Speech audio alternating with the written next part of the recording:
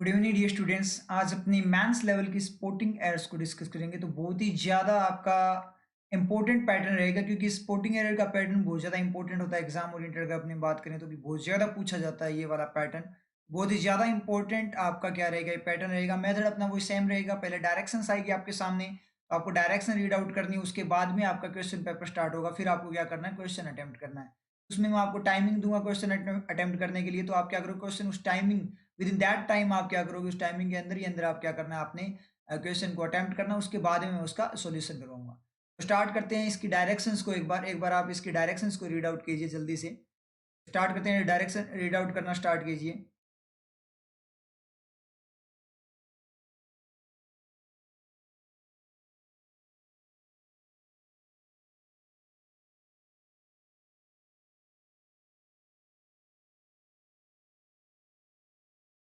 I think आप लोगों ने डायरेक्शन रीड आउट कर ली होगी इसकी। तो ठीक है, मैं डायरेक्शन अभी आपको नहीं बताऊंगा कि इसमें करना क्या है, क्योंकि आपको खुद से ही इसको पढ़ना है। क्योंकि एग्जाम में आपको क्या करना है, खुद से ही पढ़ना है ना। तो सेल्फ डिपेंडेंट फॉर्म में रहना है। मैं आपको यहाँ पे डिपेंडेंट नहीं बनाऊंगा, आपको सेल्फ डिपेंडेंट बनना है। ठीक है, मेरे से सिर्फ आपको क्या करनी है, जो टेक्निक है वो कैच करनी है कि सोल्व कैसे किया जाता है। ठीक है, तो शुरू करते हैं क्वेश्चन को। जैसे क्वेश्चन स्टार्ट, आपका टाइम स्टार्ट हो जाएगा। ठीक है, तो स्टार्ट करते हैं। स्टार्ट।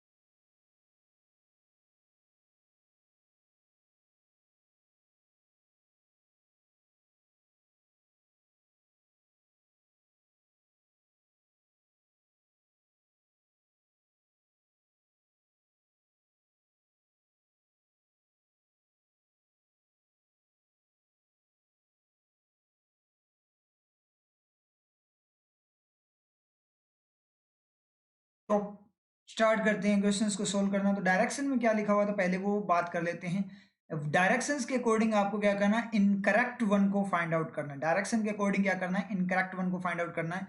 अगर आपके कंप्लीट ये सारे के सारे ही अगर सेंटेंसेस इनकरेक्ट है तो आपको ऑल आर इनकरेक्ट यहाँ पे टिक करना है।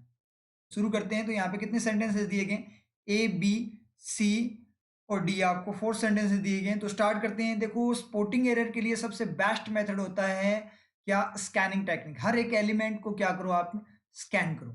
हर एलिमेंट को स्कैन करना और साथ में पिक्चर बनानी है। तो आपका स्पॉटिंग एरर में कभी भी आपको दिक्कत नहीं होगी, ये गारंटी है। स्पॉटिंग एरर में आपको दिक्कत नहीं होने वाली। तो शुरू करते हैं। ए स्क्रैच, जैसे ए पढ़ोगे तो एक ए एन वाला चेक कर लेना कि साउंड कौन सा है। स्क्रैच है मतलब कॉन्सोनेंट साउंड, तो ए ही आएगा। ए स्क्रैच, एक जो स्क्रैच है, खरोंच है नियर पास में, किसके पास में, द एज, एज का मतलब जो किनारा है। ठीक है, ऑफ द कैनवस, किसका, कैनवस का। कैनवस का मतलब जो टेंट वगैरह है। तो जो टेंट का जो किनारा है उसके पास में जो स्क्रैच है, एक स्क्रैच है। हाँ, क्या कहूँ स्क्रैच का, इसका मतलब वो सब्जेक्ट बनेगा। फ्री पड़ा है इसका मतलब सब्जेक्ट बनेगा। और कैसा बनेगा, सिंगुलर सब्जेक्ट बनेगा। जो कैनवस है उसकी जो एज है, किनारा है, उसके पास में जो एक खरोंच है, वोज, वोज का सब्जेक्ट अपने ढूंढने चले तो क्या होगा, फ्री एंड फ्रेश सब्जेक्ट मांगेगा। पहले जाएगा, ये क्या बोलेगा, सब्जेक्ट लेने जा रहा है तो ये जाएगा सबसे पहले कैनवस को, कैनवस के पास जाकर बोलेगा कि तू मेरा सब्जेक्ट बनेगा क्या। तो कैनवास ने बोला मैं कैसे बन सकता हूँ भाई, मुझे तो, मैं तो ऑफ के साथ ऑलरेडी ऑफ मुझे ले गया। ठीक है, इसने बोला तू मेरा साथी बनेगा क्या, ठीक है, तू मेरे साथ चलेगा क्या। तो ये बोला मैं तो ऑलरेडी ऑफ के साथ जा रहा हूँ, तो मैं तेरे साथ कैसे जा सकता हूँ। ठीक है, ये गया। एज है, ठीक है, नियर, नियर ले गया इसको, यानी एज के पास में। एज के पास में जो चीज है वो क्या है, स्क्रैच। मतलब एज के पास में कोई ना कोई चीज पड़ी हुई है। एज के पास में कोई चीज पड़ी हुई है तो वही उसी चीज की बात कर रहा है। इसका मतलब आपको फ्री सब्जेक्ट यहाँ पे क्या मिलेगा, स्क्रैच मिलेगा। तो वोज का सब्जेक्ट है स्क्रैच है, जो कि क्या सिंगुलर है। इसका मतलब वोज बिल्कुल सही है। कैनवस के पास में जो कैनवास था आपका, मतलब जो टेंट वगैरह था उसका जो किनारा था उसके पास में जो खरोंच थी, वो क्या थी, वन ऑफ द, वो एक थी, द कुछ में से एक होगी, one of the few science, कुछ जो साइन थे, संकेत थे, चिन्ह थे, उनमें से एक थी। बिल्कुल सही है। देखो यहाँ पे साइंस यूज हुआ और यहाँ पे क्या है, वन ऑफ। अब एक को सिलेक्ट करने के लिए अपने को कितने साइन चाहिए, मतलब एक साइन थी, मतलब बहुत सारे कुछ साइन में से एक साइन थी, तो कुछ साइन होंगे वो एक से ज्यादा होंगे तभी तो एक को सिलेक्ट कर पाएंगे ना। तो बिल्कुल सी साइंस ऑफ डैमेज, किसके नुकसान का, डैमेज जो था उसके नुकसान का क्या था, साइन थी। ठीक है, मतलब जो स्क्रेच था ना कैनवास, पिक्चर क्या बन रही है कि अपने को दिखाई दे रहा है जो टेंट है, टेंट का जो एज है, किनारा है, उसके पास जो क्रोंच बनी हुई थी वो एक साइन था, डैमेज जो हो गया, मतलब टेंट में डैमेज होने लग गया। उसके बहुत सारे जो संकेत थे उनमें से एक संकेत ये था जो क्रोंच वहां पे दिखाई दे रही थी। ठीक है, दैट मे हैव हैपन, जो हैपन हुआ होगा, मे हैव हैपन, जो हैपन हुआ होगा। ठीक है, डैमेज, डैमेज के लिए यूज हुआ है, मे हैव हैपेंड, हुआ होगा, फ्रॉम ए क्लमसी एफर्ट, किससे, एक क्लमसी एफर्ट से। क्लमसी का मतलब क्या हो जाएगा, एक मतलब अपने बात करें बेढंग तरीके से किया गया जो कोशिश थी, टू कुछ करने की, टू रिमूव, रिमूव करने की, क्या करने की, रिमूव करने की, हटाने की, द पोर्ट्रेट, किसको, पोर्ट्रेट, पोर्ट्रेट का मतलब जो चित्र वगैरह था, फ्रॉम इट्स फ्रेम, इसके फ्रेम से। अब रिमूव किया जरा पोर्ट्रेट को, मतलब ये जो आपका फ्रेम है, ये जो आपका फ्रेम है, इस फ्रेम के अंदर कोई चित्र बना हुआ है। ठीक है, पोर्ट्रेट बना, उस पोर्ट्रेट को फ्रेम से हटा रहे थे। ठीक है, तो हटाते टाइम क्या हुआ, उससे ये डैमेज हुआ होगा, जो कैनवास था उसके अंदर डैमेज, क्योंकि वो टेंट वगैरह था उसमें फ्रेम लगा हुआ था, उसमें से अपने पोर्ट्रेट को हटा रहे थे, तो क्या हो गया, कैनवास वहां से फट गया होगा। तो इस तरीके से यहाँ पे ये बात है। आई थिंक क्लियर, आप लोगों को समझ में आया। तो ये चीज तो चलो अपने क्लियर हो गई। तो यहाँ पे किसी को कुछ दिखाई दे रहा है कि यहाँ पे कुछ एरर दिखाई दे रही है क्या अपने को, यहाँ पे कोई भी एरर मुझे तो दिखाई नहीं दी। ठीक है, आपको दिखाई दे रही है तो बता सकते हो आप। तो यहाँ मुझे तो ये पूरा का पूरा सही लगा, फिर भी अगर अपने को डाउट है तो अपने क्या करेंगे, कंपैरिजन करेंगे। ठीक है, क्योंकि आगे अपने बी वाले को देखें तो वो भी ए स्क्रेच, मतलब सेम का सेम सेंटेंस है। देखो जब अलग अलग सेंटेंसेस दिए गए होते हैं तब एरर में थोड़ा सा दिक्कत आ जाती है, थोड़ा लेवल बन जाता है उसका। और जब सेम के सेम सेंटेंसेस दिए गए उनमें से एक को सिलेक्ट करना हो तो बिल्कुल इजी बन जाता है। क्यों, क्योंकि मीनिंग सेम होता है, तो अपने को वहां पे क्या कर सकते हैं, अपने कंपैरिजन। और जहां पे कंपैरिजन टेक्निक यूज हो जाती है वो क्वेश्चन पेपर आपका बिल्कुल ईजी बन जाता है, जहां पे कंपैरिजन टेक्निक यूज हो जाए। समझ में आया, ये चीज मेरे समझ में आ गई। सर मुझे तो ये एरर लगी, क्यों, क्योंकि ये क्या है, वॉज है सर, ये वॉज है, और यहाँ पे मे हैव है, तो सर यहाँ माइट होना चाहिए था ना। अरे ठीक है, मे अपने बात करें, मे की बात करें तो इसने साइन बताया था।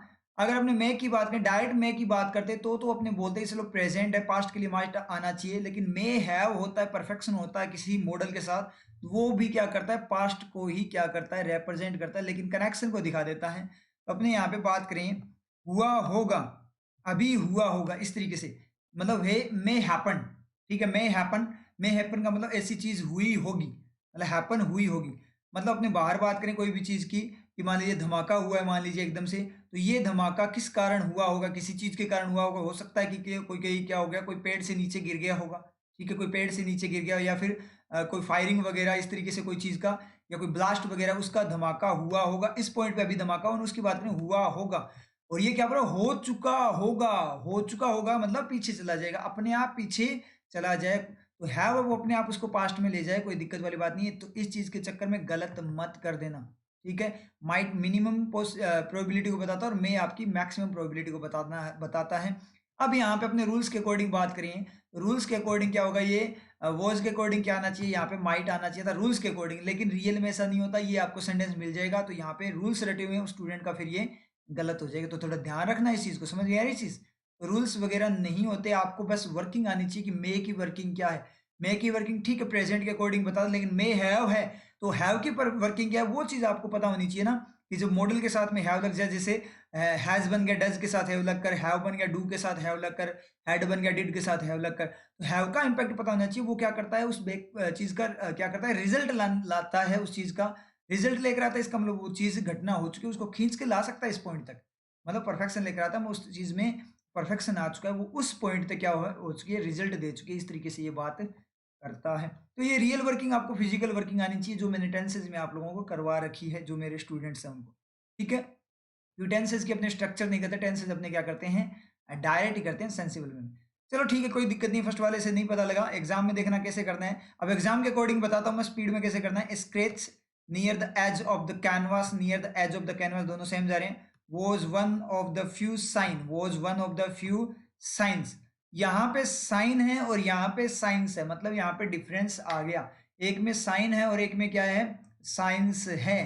तो मुझे एक बात बताओ, वन ऑफ द यूज है ना, वन ऑफ द साइन मतलब एक साइन ऑफ का, किसी का साइन, एक को सिलेक्ट कर रहे हैं तो एक को सिलेक्ट करने के लिए एक होनी चाहिए, एक से ज्यादा। तो ये साइन तो क्या है, एक ही है। और फ्यू भी वैसे क्या बताता, कुछ को बताता, एक दो तीन करके, कुछ क्या होगा, एक से तो ज्यादा ही होगा ना, एक दो तीन, जहां पे दो हो गया, दो तीन या दो भी हो गया तो क्या हो जाएगा, वो प्लूरल हो जाएगा। तो अपने आप यहाँ पे क्या आएगा, साइंस आएगा। इसका मतलब बी वाला अपना गलत है, और बी वाला अपना गलत है, इसका मतलब आंसर अपना बी क्लिक हो जाएगा। आगे पढ़ने की जरूरत नहीं है आप लोगों को, अब सेंटेंस आगे पढ़ने की जरूरत नहीं है, ठीक है, क्योंकि फर्स्ट वाला अपना सही था।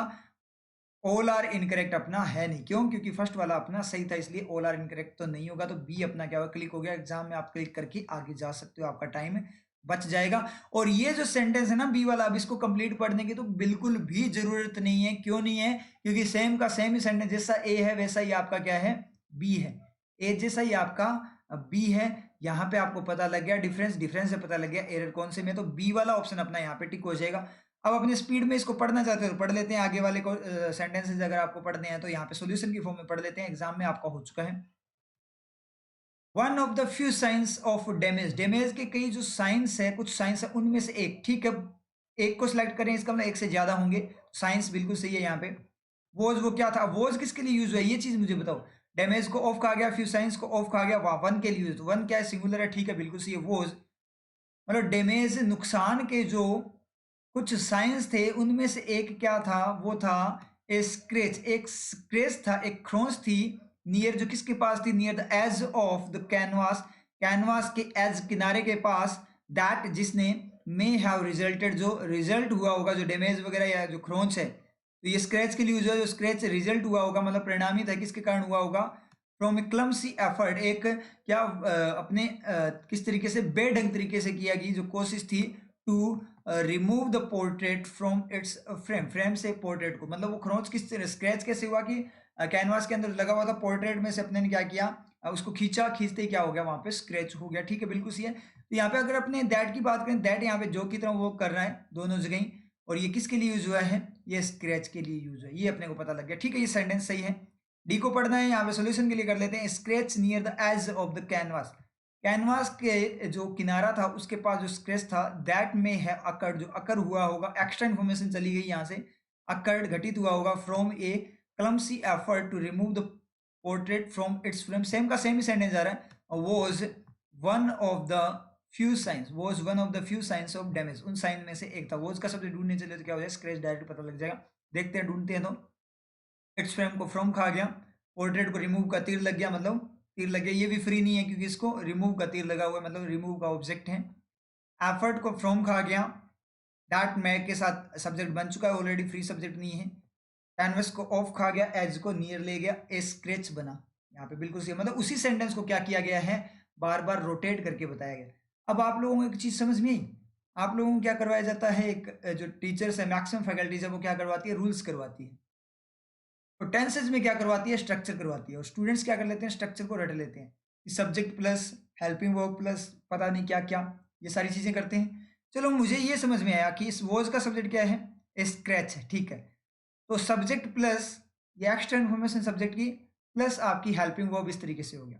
इसमें भी चलो सब्जेक्ट हो गया, हेल्पिंग वर्ब हो गई, लेकिन इसमें अपने बात करें, इसमें भी चलो सब्जेक्ट हो गया, ये आपकी हेल्पिंग वर्ब होगी, ठीक है, और यहाँ पे भी आपका चलो ठीक है सब्जेक्ट है, लेकिन हेल्पिंग वर्ब देखो कितनी दूर है, यहाँ पे देखना, तो अपने बोलते हैं सब्जेक्ट के बाद में हेल्पिंग वर्ब आएगा, तो इसमें सब्जेक्ट कहाँ पे है और उसके बाद में तो कितनी बड़ी बात आ गई। तो दिक्कत क्या होती है स्टूडेंट्स के, सर टेंस कर तो लिए बहुत अच्छे से, लेकिन हमें सेंटेंस समझ में नहीं आता, क्यों नहीं आता, क्योंकि आप उस तरीके से रटते हो सब्जेक्ट प्लस हेल्पिंग वर्ब, जरूरी नहीं है, ये भी हो सकता है to remove the portrait from its frame, extra information start में भी आ सकती है, सब्जेक्ट से पहले भी आपकी एक्स्ट्रा इन्फॉर्मेशन आ सकती है। तो कुल मिलाकर बात क्या है, बात यह है कि सेंटेंस आपका तब तक सही है जब तक उसका मीनिंग करप्ट ना हो। सेंटेंस के जो पार्ट्स हैं, एक्स्ट्रा इन्फॉर्मेशन वगैरह जितने भी पार्ट्स हैं, उन पार्ट्स को आप कितनी ही दूर रख सकते हो, ठीक है, उन पार्ट्स को आप कितनी ही दूर रख सकते हो, कहीं पे भी रख सकते हो, उन पार्ट्स को सफल कर सकते हो, किसी पार्ट को कहीं पे, उस पार्ट को उसकी जगह, आपस में उस पॉइंट तक आप आपस में उनकी सफलिंग कर सकते हो, जब तक उस सेंटेंस का क्या ना हो, मीनिंग करप्ट ना हो। तो एक सेंटेंस को बहुत सारे तरीके से लिखा जाता है। देखो एक ही सेंटेंस को कितने सारे तरीके से लिखा गया है। यहाँ तो देखो आपका ए स्क्रेच क्या सब्जेक्ट है, यहाँ पे ए स्क्रेच आपका सब्जेक्ट है, लेकिन सी में देखना ए स्क्रेच क्या बना दिया, ऑब्जेक्ट बना दिया। समझ में आ रही है चीज। अब रटोगे क्या, क्या रटोगे यहाँ पे, तो स्ट्रक्चर नहीं रटनी होती। आपको देखना कि सेंटेंस का मीनिंग आ रहा है कि नहीं आ रहा, उसके लिए आपको वर्किंग चेक करनी पड़ेगी कि क्या है सेंटेंस को सब्जेक्ट जो सेंटेंस है उसको सब्जेक्ट मिला कि नहीं मिला, फ्री वाला सब्जेक्ट चाहिए उसको। हर सेंटेंस में एक एक्शन होना जरूरी है, ठीक है। अगर एक्शन ना हो तो बी फॉर्म देकर उसको एक्शन में कन्वर्ट किया जाता है। ये सारी, और जो एक्शन है जो मैनेजर है उसको असिस्टेंट यानी मॉडल की जरूरत होती है। मॉडल क्या मांगता है, फ्री एंड फ्रेश सब्जेक्ट मांगता है, एक मॉडल को छोड़कर जो क्या होता है आपका टू होता है, वो एक्स्ट्रा इन्फॉर्मेशन का मॉडल, कनेक्शन का मॉडल होता है। समझ में आप लोगों को, तो ये वर्किंग आपके क्लियर होगी तभी होगा। स्ट्रक्चर वगैरह या रूल्स वगैरह से ये चीजें नहीं होने वाली, क्योंकि सेंटेंस को आप कितनी ही फॉर्म में लिख सकते हो, जब तक उसका मीनिंग करप्ट ना हो उसको अलग अलग तरीके से लिख सकते हो, क्योंकि सभी सेंटेंसेस यहाँ पे देखें उनका मीनिंग सबका सेम है, लेकिन लिखा अलग अलग तरीके से गया है। इसलिए आपको रूल्स और ये स्ट्रक्चर वगैरह रटनी छोड़नी पड़ेगी। टेंशन मत लो, मैं सारी चीजें आपको सिखा दूंगा, बस आपको क्या करना पड़ेगा, रेगुलर रहना पड़ेगा, समझे ये चीज। और उन मेथड्स को और उनको आपको छोड़ना पड़ेगा जिनको आप फॉलो करते हैं, जो आपको रूल्स करवाते हैं, जिनको आप बहुत ज्यादा फॉलो करते हैं, लोग बहुत ज्यादा फॉलो करते हैं जो रूल्स करवाते हैं, उनको आप लोगों ने छोड़ना पड़ेगा। क्योंकि आप न्यूज़पेपर भी देखोगे तो उसमें भी आप लोगों ने देखा होगा रूल्स वगैरह नहीं होते। अगर आपको कोई फैकल्टी आपको रूल्स करवाती है तो आप उनसे ये जो सेंटेंसेस है वो डाउट में पूछा करो कि मैम या सर ये बताओ, इसका इसका बताओ, फिर हमें ये कैसे आ गया, यहाँ पे आपका रूल फेल कैसे हो गया, तब पूछना आप उनसे, फिर बताते हैं वो क्या आपको आंसर देते हैं। वो आंसर दे भी नहीं पाएंगे, वो बोल देंगे ये क्या है, वो कुछ ना कुछ फालतू की बात बोलेंगे, या तो बोल देंगे कोई एक्सेप्शन है, या ऐसे बोल देंगे अपवाद वगैरह, इस तरीके से कुछ बोल देंगे, मतलब उस बात को क्या करेंगे, डाइवर्ट करने की आपको कोशिश करेंगे। समझ जाना कि वहां पे आपको क्या किया जा रहा है, बेवकूफ बनाया जा रहा है। ठीक है, रियलिटी पहचान लो अभी भी, ठीक है, टाइम आप लोगों के पास, बेवकूफ मत बनो, ठीक है। अभी तो अपना कुछ हो नहीं पा रहा इंडिया की यूथ का, बेवकूफ बनना बंद करो। ठीक है, नेक्स्ट क्वेश्चन पे चलते हैं। बी यहाँ पे आंसर हो गया, स्टार्ट करते हैं नेक्स्ट क्वेश्चन को। टाइम स्टार्ट हो जाए उसी के साथ, स्टार्ट।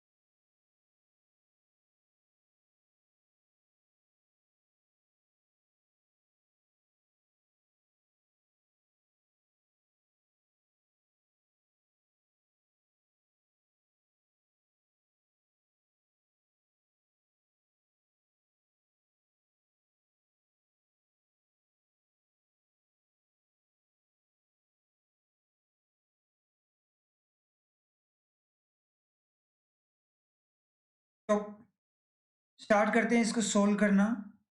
ठीक है, ये है, कंपैरिजन कर लेंगे, सारे के सारे सेम ही सेंटेंसेस हैं। तो शुरू करते हैं। द कल्टिवेटेड, एक को पढ़ लेते हैं उसके बाद में कंपैरिजन ही करना है अपने को। द कल्टिवेटेड, कल्टिवेट का मतलब जुताई की, कल्टिवेट की, डिड कल्टिवेट, ठीक है कोई दिक्कत नहीं है, दे सब्जेक्ट है इसका, ठीक है। बैरन, बैरन का मतलब बंजर। ग्रेजिंग लैंड, ग्रेजिंग लैंड मतलब चारागाह, जहाँ पे मतलब पशु वगैरह चरते हैं, घास वगैरह जहाँ पे होती है। जो बंजर चारागाह है, अगर आपको मीनिंग नहीं आता तो कोई दिक्कत नहीं है। लैंड को उन्होंने, कोई ऐसी लैंड है उसको क्या किया उन्होंने, कल्टीवेट किया था, ठीक है, मतलब उसकी जुताई की थी, उसको तैयार किया था।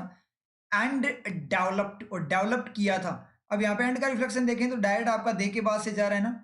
देखो ये रिफ्लेक्शन वगैरह मैं आपको एडिटोरियल में ही सिखाऊंगा, ठीक है, क्योंकि यहाँ पे इतना टाइम नहीं होता। एडिटोरियल में ये सारी चीजें सिखाऊंगा, वर्किंग वगैरह इंग्लिश की। उन्होंने क्या किया, बैरन ग्रेजिंग लैंड को क्या कल्टीवेट किया और डेवलप किया, क्या तैयार किया, एक सक्सेसफुल मॉडल, एक प्रारूप तैयार किया, नमूना तैयार किया। और फार्मिंग, फार्मिंग का मतलब, अब देखो यहाँ फार्म होता है, फार्म का मतलब तो क्या है, खेत होता है, खेत का नमूना नहीं, खेती करने का नमूना। तो फार्मिंग क्या है, यहाँ पे जेरेंड दिया उसने। तो नाउन और जेरेंड में ये डिफरेंस होता है। फार्म होता है, इसका मतलब क्या है, खेत, जो फील्ड है। फार्म बोलते ही आपको क्या दिखाई देगा, वो फील्ड है, वो खेत दिखाई देगा, ठीक है। फार्मिंग का मतलब खेती करते हुए दिखाई, मतलब किसान वहां पे खेती करते हुए, हल वगैरह चलाते हुए, इस तरीके से आपको दिखाई देंगे। समझ में आई चीज। तो जेरेंड क्या होता है, जो नाउन होता है जेरेंड। आप बहुत सारे स्टूडेंट्स को ये नहीं पता होता कि जेरेंड और प्रॉपर नाउन में क्या डिफरेंस है। देखो जेरेंड होता है वो एक्शन की फॉर्म में नाउन होता है, तो उसमें एक्टिविटी दिखाई देती है, समझ में आई चीज। और जो आपका डाइट है उसमें आपको वो प्रॉपर नाउन दिखाई देता है, वो फील्ड वगैरह जो भी है वो चीज़ आपको चीज़ दिखाई देती है। तो मॉडल ऑफ फार्मिंग विद किसके साथ, विद द हेल्प ऑफ मतलब हेल्प सहायता के साथ, किसकी हेल्प ऑफ नेचुरल रिसोर्सेज, जो नेचुरल प्राकृतिक संसाधन है उनकी सहायता के साथ, एंड एनलिस्टेड और एनलिस्ट किया, सूची में डाला, ए sustainable income for their families, अपने परिवारों के लिए एक सस्टेनेबल का मतलब बनी रहे, कायम जो बनी रहे, ठीक है, प्रॉपर उस इनकम को, अपने परिवारों के लिए जो इनकम है, फैमिलीज के लिए जो इनकम है, आय है, उसको इनलिस्ट किया। तो ये इसका अपने सब्जेक्ट ढूंढे तो क्या है, दे है, दे से जा रहे हैं। क्या किया उन्होंने, क्या किया, एक तो जो ग्रेजिंग लैंड है उसको क्या किया, कल्टीवेट किया, उसकी जुताई वगैरह की, उसे तैयार किया। दूसरा डेवलप किया, एक मॉडल तैयार किया फार्मिंग का, नेचुरल रिसोर्सेज को यूज करते हुए, मतलब नेचुरल रिसोर्सेज के साथ फार्मिंग का मॉडल तैयार किया। और अपने परिवार के लिए जो आमदनी है उसको एनलिस्ट किया, मतलब जमीन की खेती करके और रिसोर्सेज के द्वारा मॉडल तैयार करके उन्होंने अपनी परिवार की आमदनी को एनलिस्ट किया, मतलब सूची में डाला है। तो सूची में डाला, कोई मीनिंग आ रहा है कि इस बात का कि उन्होंने अपने परिवार की आमदनी को सूची में डाला है? कोई मीनिंग नहीं आ रहा। चलो कोई ना, फिर भी अपने देख लेते हैं, अगर यहाँ पे कंफ्यूजन आया तो अपने नेक्स्ट वाले बी को देख लेते हैं, कहीं तक अपने को हिंट मिल जाए, कोई दिक्कत नहीं है, क्योंकि ये गलत है तो नेक्स्ट वाला सही होगा, वहां से हिंट मिलेगा श्योर। बाय कल्टीवेटिंग, कल्टीवेटिंग के द्वारा, बाय कल्टीवेटिंग मतलब कल्टीवेट करने का एक्शन है, उस एक्शन जेरेंट की फॉर्म में ले, कल्टीवेट का मतलब जुताई के द्वारा। किसकी जुताई?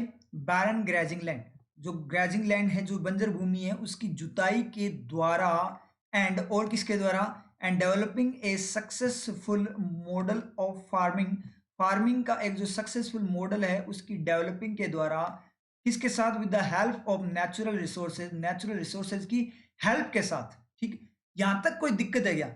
मतलब क्या फार्मिंग जो की जा रही, खेती है, किसके साथ की जा रही है? नेचुरल रिसोर्सेज की हेल्प के साथ। वैसे अपने पढ़ चुके हैं, कोई दिक्कत नहीं है।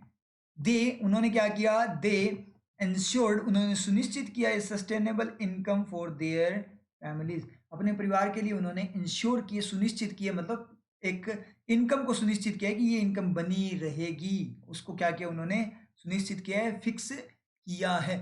बिल्कुल सही जा रहा है। तो एनलिस्ट ज्यादा सही रहेगा या इंश्योर्ड, मतलब उन्होंने अपने परिवार की आमदनी को इंश्योर किया, इंश्योर मतलब सुनिश्चित कर दिया, मतलब इतनी आमदनी सुनिश्चित, मतलब परिवार को वो आमदनी मिलेगी, इस तरीके से मतलब परिवार को कुछ ना कुछ आय होती रहेगी। एनालिस्ट का मतलब सूची तैयार की आमदनी की, मतलब जमीन की आप जुताई वगैरह करके, सिंचाई वगैरह करके अपने परिवार के जो आय है उसकी सूची तैयार करते हो, या परिवार की आमदनी करवाते हो, इंश्योर करते हो, सुनिश्चित करते हो, सुनिश्चित करते, सुनिश्चित का मतलब सर्टेन बनाना, मतलब कि हमारे परिवार की आमदनी चलती रहेगी, उस तरीके से उनकी आमदनी में क्या करना, रोल प्ले करना। समझ में आई चीज?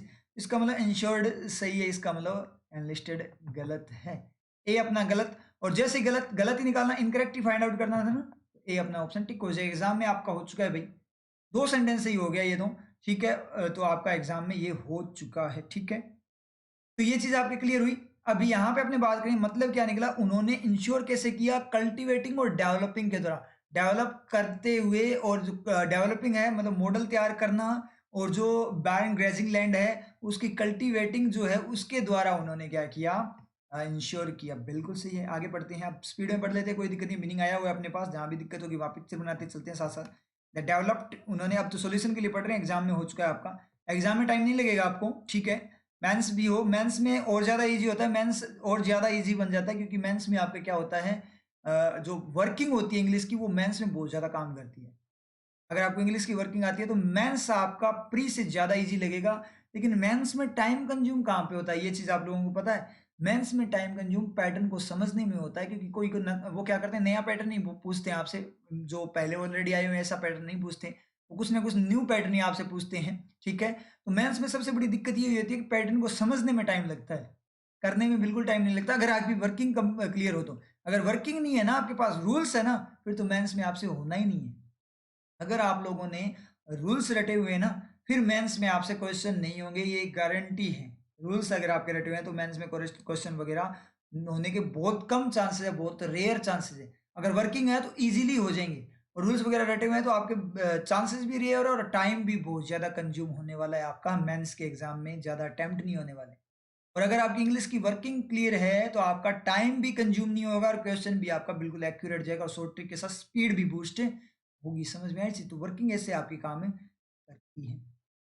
तो आगे बढ़ते हैं, developed a successful model of farming. उन्होंने क्या किया, डेवलप किया, तैयार किया ए सक्सेसफुल मॉडल ऑफ फार्मिंग। अब आपको पैटर्न जो है कि सर पैटर्न में टाइम लगता है, वो कैसे कम करें? पैटर्न में भी टाइम नहीं लगेगा अगर आपने अच्छे से पैटर्न हैंडलिंग सीख रखी है। तो मैंने आप लोगों को सिखा रखा है कि पैटर्न हैंडलिंग की कैसे जाती है। तो बचे हुए दिन हैं आपके पास, 2 दिन और बचे हैं आपके पास, ठीक है। तो इन 2 दिनों में आप ज्यादा से ज्यादा क्या करो, एक तो जीके को करो, ज्यादा से ज्यादा तो जीके पे फोकस करो आप, जितना हो सकता है उतना जीके पे आप लोग फोकस करो, ठीक है। ज़्यादा से ज़्यादा आप जीके करो, लेकिन उसके साथ 1 या 2 आवर आप इंग्लिश को दो, क्योंकि प्रैक्टिस छूट गई तो इंग्लिश में कुछ नहीं होने वाला। तो उसमें आप पैटर्न रिवाइज कर लो, जो अपनी प्लेलिस्ट बनी हुई है पैटर्न हैंडलिंग वाली, ठीक है। पैटर्न हैंडलिंग और पैटर्न हैंडलिंग वाली और पैटर्न रिवीजन वाली है ना, उस पर ज़्यादा फोकस करो आप। पैटर्न रिवीजन में क्योंकि वो सेल्फ एनालिसिस टेस्ट है, उसमें 5 क्वेश्चन आपको दिए गए हैं, ठीक है। हर क्वेश्चन आपका क्या है, अलग पैटर्न पे है। उन दोनों को प्ले लिस्ट को आप क्या करो, चेक करो दोबारा से। तो पैटर्न हैंडलिंग में तो आपको क्या करना है, सिर्फ और सिर्फ फर्स्ट क्वेश्चन और देखना है, खुद से करना है, उसका सॉल्यूशन देखना है, और सेकंड वाला अटेम्प्ट करना है बस। अगर फिर भी कंफ्यूजन हो उस पैटर्न में तो आप आगे के देख सकते हो, ठीक है।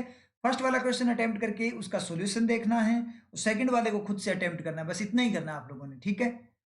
अगर फिर भी आपके समझ में नहीं आता, वो पैटर्न हैंडल नहीं, मतलब उसमें आपको ट्रिक नहीं क्लियर हुई, तो आप नेक्स्ट वाले सॉल्यूशन भी देख सकते हो, ठीक है। और पैटर्न रिवीजन में सारे के सारे क्वेश्चन आपने देखने हैं, समझ नहीं है, सारे के सारे क्वेश्चन आप लोगों ने करने हैं।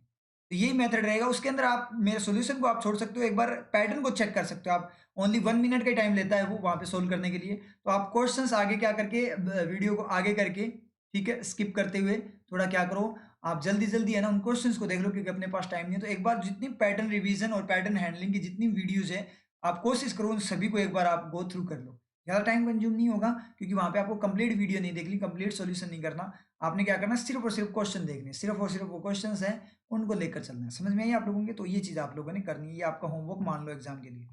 और जीके को ज़्यादा से ज़्यादा तैयार करो, रिवाइज करो ज़्यादा से ज़्यादा। And they developed a successful model of farming. उन्होंने क्या किया, फार्मिंग का सक्सेसफुल मॉडल तैयार किया।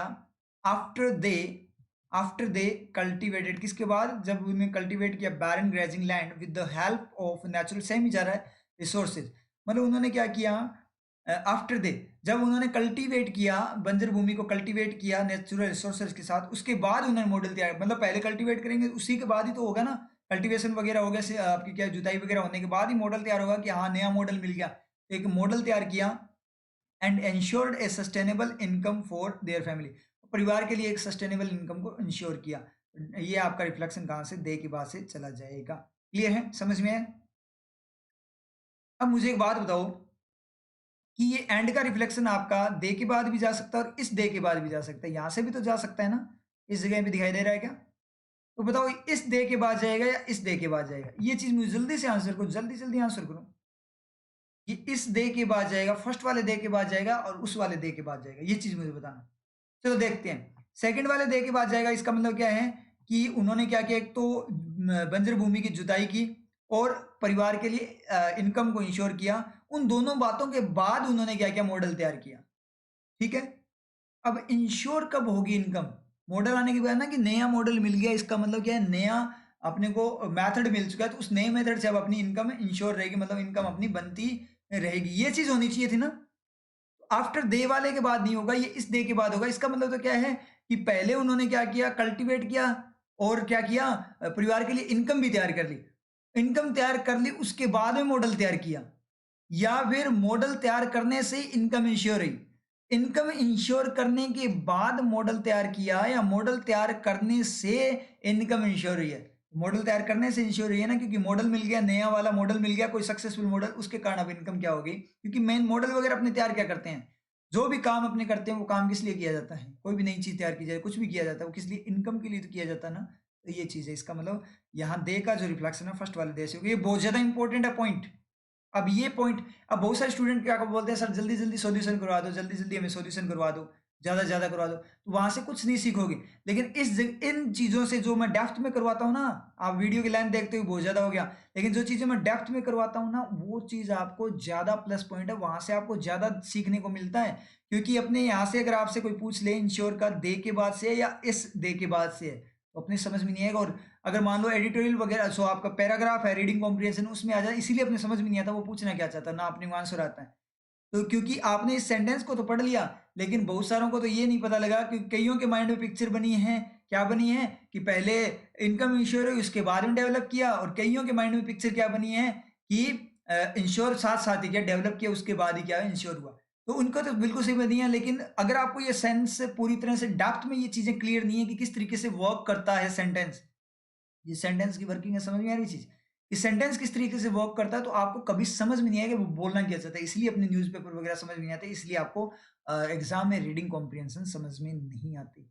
मेन चीज तो ये चीज आपकी क्या है ज्यादा इंपॉर्टेंट है, इनको डेप्थ में समझना कि क्या चीज किसके लिए यूज हुई है, उसकी पिक्चर बनाना और वर्किंग क्या है यहाँ पे सेंटेंस की, ये चीजें बहुत ज्यादा इंपॉर्टेंट है। मैं पहले ही आप लोगों को बता रहा हूँ, तो इन चीजों पे ज्यादा फोकस आप लोग किया करो। क्यों? क्योंकि अगर ये सेंटेंस आपका ऐसे आ जाता, दे developed A insured model of farming after they insured A income, sustainable income, ठीक है, तो ये आ जाता तो ये सेंटेंस आपका गलत हो जाता।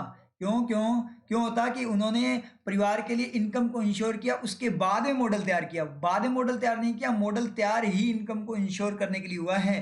तो मॉडल पहले तैयार होगा, इनकम बाद में इंश्योर होगी। अगर मॉडल फेल हो जाएगा तो इनकम नहीं आएगी, इसका इनकम इंश्योर नहीं हो पाएगी। समझ में आई? अगर ये होता ना आफ्टर दे इंश्योर्ड, तो आपका ये सेंटेंस गलत होता और एग्जाम में दे सकता था वो। समझ में आई? इसलिए आपको डेप्थ में आना चाहिए, और एग्जाम में देता था आपके समझ में ही नहीं आता कि ये बोलना क्या चाहता है। और कईयों को ये समझ में आ जाता ना क्या कि इस दे के बाद में क्या है, ये एंड का रिफ्लेक्शन है, इस दे के बाद में, तो वो बोलते हैं कि इंश्योर करने के बाद मॉडल, फिर अपने आप आता माइंड में कि यार मॉडल बाद में थोड़ी तैयार होता है, मॉडल तैयार करने तो इंश्योर हुआ है, तो आप वैसे मीनिंग में भी गलत कर देते हैं। अब ये उनके लिए जो बोलते हैं हमारी रीडिंग बहुत अच्छी है, बोलते हैं ना कि रीडिंग बढ़ाओ, ज्यादा से ज्यादा न्यूज़पेपर में रीडिंग बढ़ाओ। सर रीडिंग बहुत तगड़े वाली थी इसलिए ना हमने कर दिया, लेकिन रीडिंग तगड़े वाली थी आपको, लेकिन सेंस नहीं था। रीडिंग थी कि हाँ इसने जो बोला है वो पढ़ लिया कि क्या बोला, हिंदी में कन्वर्ट कर लिया, वो रीडिंग नहीं होती। रीडिंग का मतलब ये नहीं है कि आप हिंदी में कन्वर्ट कर लो, समझ चीज, आपकी रीडिंग थी लेकिन आपकी लर्निंग नहीं थी। समझ में आ रही है चीज? आपकी रीडिंग बहुत अच्छी थी लेकिन आपको नॉलेज नहीं है, आपकी लर्निंग नहीं है, आपके अंदर सेंस नहीं है। रीडिंग तो कोई भी कर सकता है, कोई दिक्कत नहीं है, पढ़ लेगा जल्दी से, लेकिन ये तो बताए ना वो बोलना क्या चाहता है। बहुत सारे लोग हिंदी को भी पढ़ते हैं लेकिन उनके समझ में नहीं आता कि ये बात क्या बोलना चाहता है, वो जो वहां पे कंप्लीट पैराग्राफ आया हुआ है वो गद्यांश क्या बात बोलना चाहता है। समझ नहीं आ रही चीज? तो रीडिंग से नहीं होता कुछ भी कि रीडिंग से इंग्लिश बनती है, रीडिंग से इंग्लिश नहीं बनती। रीडिंग से आपको सिर्फ ये पता लगता है ये मीनिंग क्या है, यहाँ पे ये क्या है, क्या लिखा हुआ है, ठीक है, लेकिन ये नहीं पता कि ये बोलना क्या चाहता है, इसका डेप्थ में जो मीनिंग है, इसका भावार्थ क्या है, ये बोलना क्या चाहता है, वो चीज कभी क्लियर नहीं होगी आपकी रीडिंग से। इसलिए ओनली रीडिंग कुछ नहीं करेगा, वर्किंग इसलिए जरूरी है, सेंस बहुत ज्यादा जरूरी है, सबसे ज्यादा जरूरी है। इसका सी से ही आप पढ़ लेते हैं नेक्स्ट वाले को। सस्टेनेबल इनकम जो बनी हुई कायम फॉर्म में रहने वाली इनकम है फॉर देयर फैमिलीज, उनके परिवार के लिए, वोज इंश्योर्ड, वो इंश्योर्ड की गई बाय देम, उनके द्वारा। ठीक है भाई, सही है, वोज का सब्जेक्ट क्या है, सस्टेनेबल इनकम है, देयर फैमिलीज को फोर खा।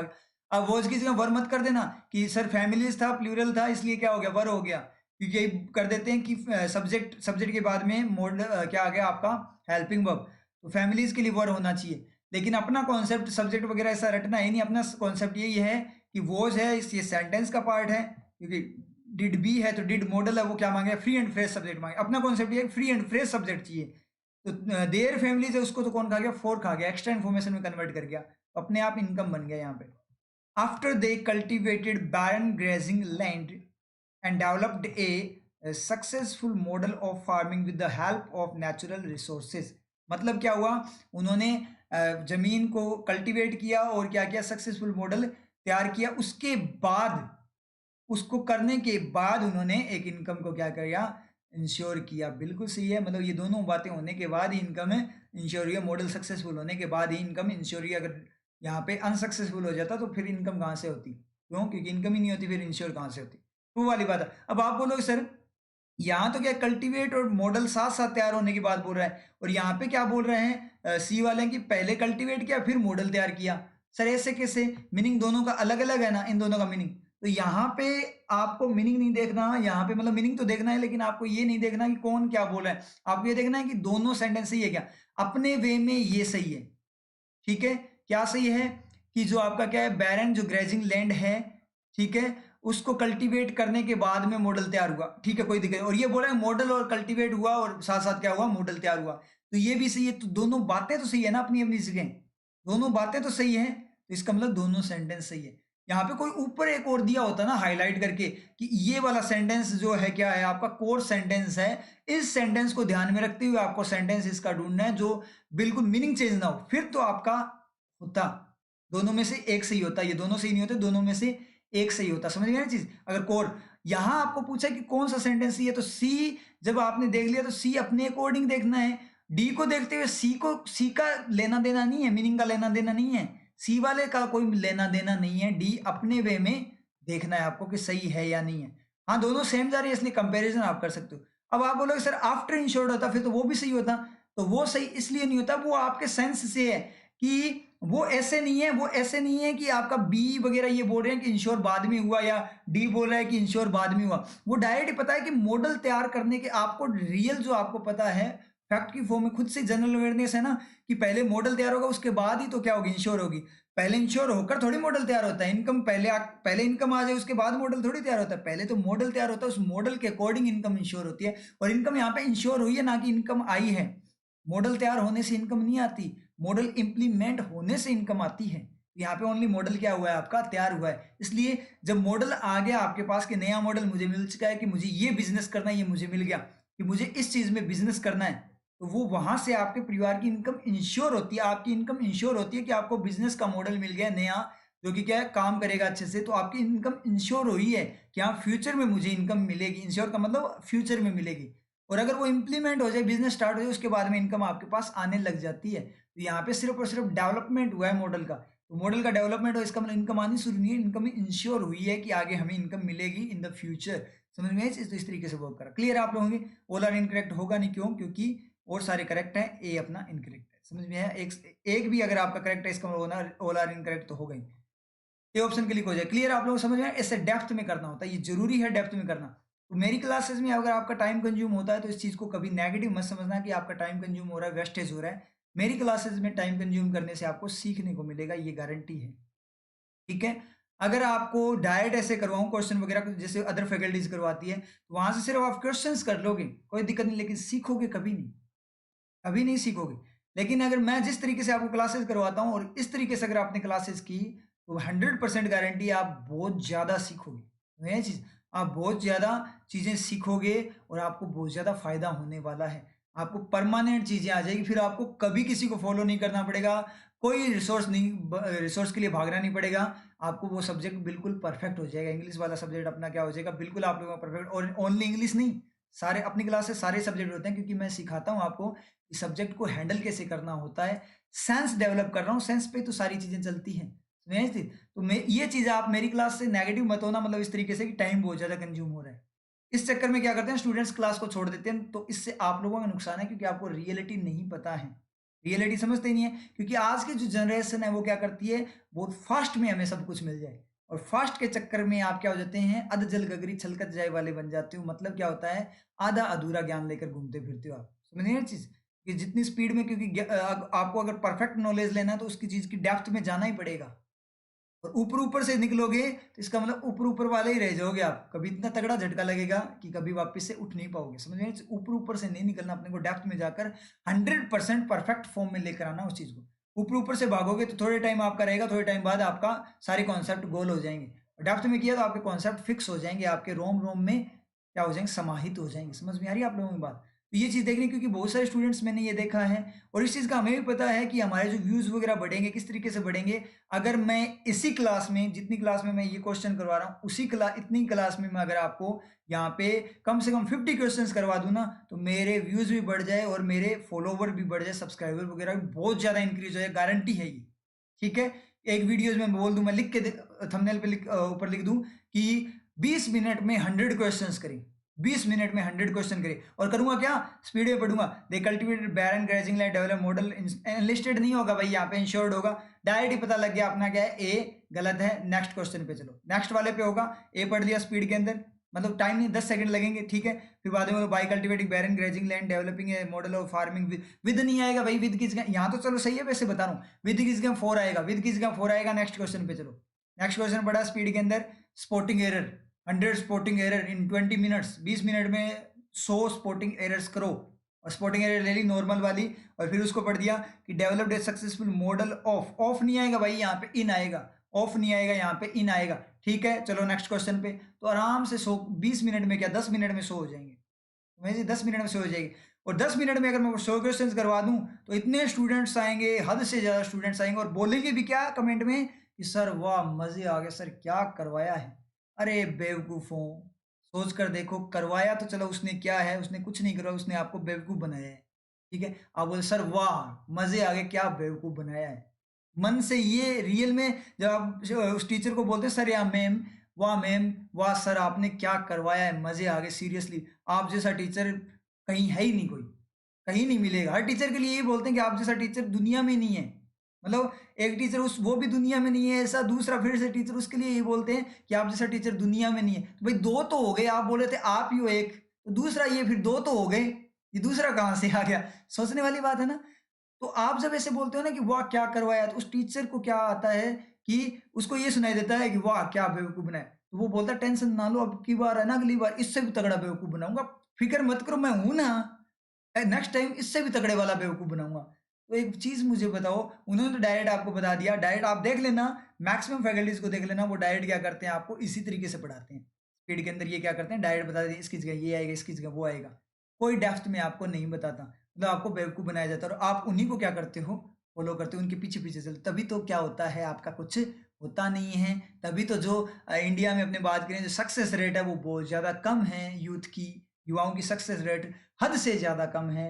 इसीलिए युवा ज्यादातर क्या है आपके, मतलब अनसक्सेसफुल है। क्यों क्यों क्योंकि वो उनके पीछे चलते हैं जो फैक्ट पे है ही नहीं, रियलिटी में चलते ही नहीं है, मतलब बेवकूफ जो बनाते हैं उनके पीछे उनको फॉलो करना उनको अच्छा लगता है, जो उनको इतना लिख कर देते। समझ में आ रही चीज, वो चीज मुझे भी पता है, लेकिन मेरा मेथड तो यही रहेगा, क्योंकि मेरे से अगर 10 भी स्टूडेंट्स पढ़े तो मैं उनको ऐसा पढ़ाऊंगा कि उनकी हर चीज क्लियर हो जाए, आगे से उन्हें कोई टीचर की भी जरूरत ना पड़े, वो सेल्फ डिपेंडेंट हो जाए। मेरा मेथड ये है।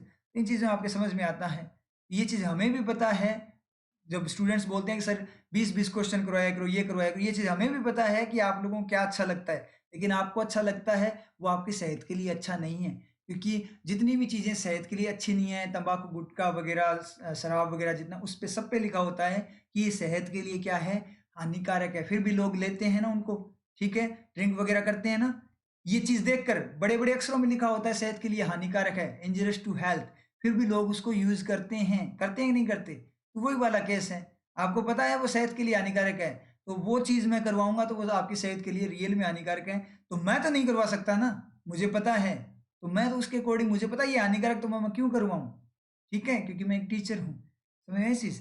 तो ये वाला है, क्योंकि बहुत सारे स्टूडेंट्स की ज़िंदगी हमारे हाथ में है, तो हम जैसे चलाएंगे उसी डायरेक्शन में जाएगी, तो मैं आपको गलत डायरेक्शन में नहीं लेकर जा सकता। ठीक है, तो आप, और आपकी मर्जी है, जैसे आपको करना है वैसे करो, मेरा तो ये मेथड रहेगा। चलते हैं नेक्स्ट क्वेश्चन पे, स्टार्ट करते हैं, टाइम स्टार्ट हो जाएगा उसी के साथ। स्टार्ट।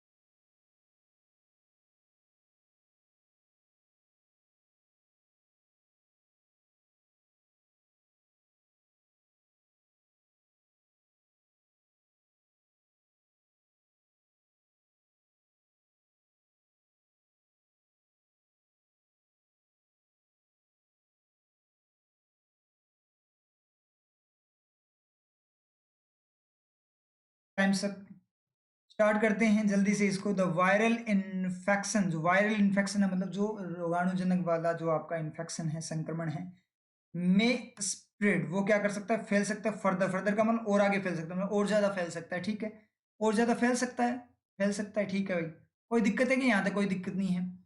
एंड मच मोर, मोर का मतलब कंपैरिजन में ज्यादा, मच का मतलब बहुत ज्यादा।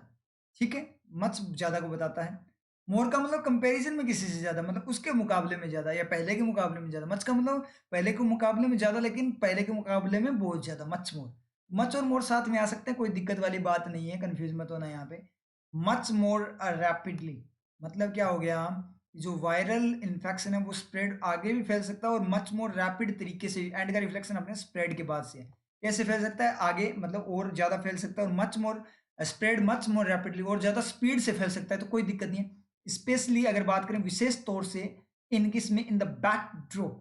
बैकड्रॉप का मतलब क्या होता है, इसको बोलते तो हैं वैसे हिंदी में पृष्ठपट, इस तरीके से बोला जाता है। तो ये सिचुएशन, पृष्ठपट का मतलब जिसके ऊपर डिपेंड रहती है चीजें।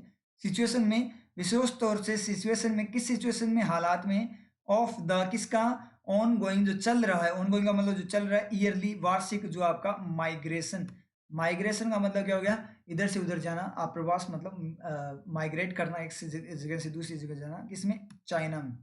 दोबारा से देखें, वायरल इन्फेक्शन है वो फैल सकता है और ज़्यादा और आगे फैल सकता है, और मच मोर ज़्यादा तेज़ी से भी फैल सकता है। विशेष तौर पे बात करें तो किसमें, जो चल रहा चाइना में जो चलने वाला जो माइग्रेशन है, इधर से उधर लोग क्या करें, घूम रहे हैं, मतलब माइग्रेट कर रहे हैं, मतलब पहले यहाँ पे आप काम कर रहे हो, फिर आप किसी और स्टेट वगैरह में चले गए, इस तरीके से होता है ना, वो हो गया माइग्रेशन आपका, एक जगह से दूसरी जगह। तो उसके बैकड्रॉप, उस सिचुएशन में जो ईयरली चल रहा है, जो ईयरली जो वार्षिक माइग्रेशन चल रहा है चाइना के अंदर, उसके सिचुएशन में विशेष तौर से उसके अंदर वो, मतलब उसने बोला वायरल इन्फेक्शन स्प्रेड कर सकता है, फैल सकता है, विशेष तौर से बात करें तो माइग्रेशन है उसमें, तो ठीक है, वायरल माइग्रेशन के कारण, क्योंकि वायरस उन लोगों में है तो वो कहीं और जाएंगे, तो उनके कारण और ज्यादा फैलेगा। On account of, account of का मतलब किसी के अकाउंट पर, मतलब क्या हुआ, कारण, किसकी कारण, on account of the Chinese new year festivities, जो न्यू ईयर की जो फेस्टिविटीज है, फेस्टिविटी का उत्सव वगैरह है, व्हेन जब जब millions of people travel across China, जब क्या होते हैं, मिलियंस ऑफ पीपल, लाखों में, दसों लाखों में जो लोग क्या करते हैं, ट्रैवल करते हैं चाइना के क्रॉस, मतलब पूरे चाइना को क्या करते हुए, एक्सेस करते हुए, कंप्लीट चाइना की बात कर रहे हैं। डू ट्रेवल का सब्जेक्ट यहाँ पे क्या हो गया, बिलियंस ऑफ पीपल हो गया। समझ में ही आप लोगों को क्लियर हुआ। तो मतलब क्या निकला इस बात का कि वायरल इन्फेक्शन है वो फैल सकता है और ज्यादा और बहुत ज्यादा स्पीड से भी फैल सकता है। अगर विशेष तौर पे अपने बात करें कि जो आपके क्या है, जो न्यू ईयर की फेस्टिविटी, जब मिलियंस ऑफ पीपल क्या करते हैं, चाइना के क्रॉस ट्रेवल करते हैं, मतलब चाइना में इधर से उधर जाते हैं, जिस पॉइंट पे, उस टाइम पे जो फेस्टिविटी, मतलब न्यू ईयर की जो फेस्टिविटी उत्सव वगैरह होता है, उस टाइम पे जब वो इधर से उधर चाइना में क्या करते हैं, ट्रैवल करते हैं, उसके कारण जो माइग्रेशन है चाइना में चलने वाला, उसकी सिचुएशन में ये और ज्यादा फैल सकता है। बिल्कुल सही है भाई, बिल्कुल सही है, मीनिंग लगेगा। चलते हैं स्पीड के अंदर, अब मीनिंग मिला हुआ है अपने को, इस तरीके से चलेंगे कंपैरिजन, स्पेशली विशेष तौर पे in backdrop, backdrop of the ongoing yearly migration, जो सिचुएशन है ईयरली माइग्रेशन की, उस सिचुएशन, विशेष तौर से उस सिचुएशन में, माइग्रेशन किसमें, चाइना में, चाइना में जो माइग्रेशन की जो सिचुएशन है, उस सिचुएशन में विशेष तौर पे ड्यू टू किसके कारण, due to Chinese new year festivities, festivities के कारण, कब, जब millions of people travel across China, जब मिलियंस ऑफ पीपल चाइना के अक्रॉस ट्रेवल, यात्रा करते हैं, किसमें, कब करते हैं, जो फेस्टिविटीज होती है, उस फेस्टिविटीज के कारण चाइना में जो माइग्रेशन है, जो चल रहा माइग्रेशन है, उसकी, उस हालात में, विशेष तौर से उस हालात में, द वायरल इन्फेक्शन, उस हालात में जो वायरल इन्फेक्शन है, में स्प्रेड, वो फैल सकता है फर्दर और ज्यादा, एंड मच मोर रैपिडली, और ज्यादा स्पीड से फैल सकता है। बिल्कुल सी सेम मीनिंग, मतलब क्या किया, पार्ट को उठाकर क्या रखा है, आगे रख दिया, स्पेशली वाले पार्ट को क्या कर दिया, आगे, आगे पीछे क्या कर दिया, उनको आपस में क्या कर दिया, सफल कर दिया। मीनिंग करप्ट नहीं है, जब तक मीनिंग करप्ट ना हो तब तक आपका सही है। आगे चलते हैं सी में, द वायरल इन्फेक्शन में स्प्रेड फर्दर, जो वायरल इन्फेक्शन है वो क्या कर सकता है, मे स्प्रेड फर्दर, वो आपका फैल सकता है, मे स्प्रेड फर्दर, ठीक है, फैल सकता है फर्दर, एंड मच मोर, और ज्यादा रैपिड वे में फैल सकता है, तेजी से फैल सकता है। स्पेशली विशेष तौर पे बात करें तो किसमें, इन द सिचुएशन बैकड्रॉप, यानी सिचुएशन में, ऑफ द किसकी situation, of the ongoing yearly migration, जो चलने वाला ईयरली माइग्रेशन है उसकी सिचुएशन में, इन चाइना, चाइना में। तो मतलब क्या निकला कि जो आपका वायरस है वो स्प्रेड कर सकता, फैल सकता है किसमें, विशेष तौर से बात करें तो किसमें, ऑनगोइंग जो माइग्रेशन है उसकी हालात में, उसकी सिचुएशन में ज्यादा फैल सकता है।